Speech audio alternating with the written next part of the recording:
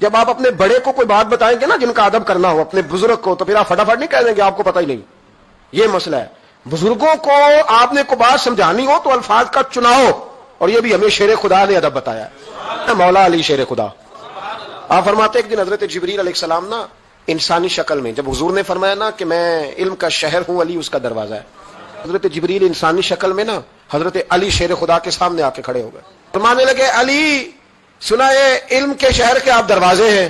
تو مولا علی فرمانے لگے مصطفیٰ کریم نے فرمایا ہے. تو کہا اچھا پھر اگر آپ علم کے شہر کے دروازے ہیں تو بتائیں بھلا اس وقت حضرت جبریل کہاں ہیں؟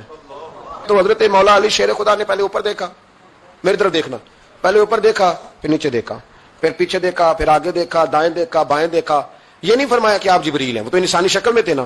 جملے دیکھیے، ادب دیکھیے، طریقہ دیکھیے بات کرنے کا. حضرت علی فرمانے لگے بھائی حضرت جبریل اس وقت نہ تو آسمانوں میں ہے، نہ زمینوں میں ہے، نہ مشرق میں ہے، نہ مغرب میں ہے، نہ شمال میں ہے، یا نہ جنوب میں ہے. فرمانے لگے جی وہ اس وقت کہیں بھی نہیں ہے. پھر بھی فوراً نہیں کہا کہ آپ خود ہی تو ہیں، یہ نہیں فرمایا.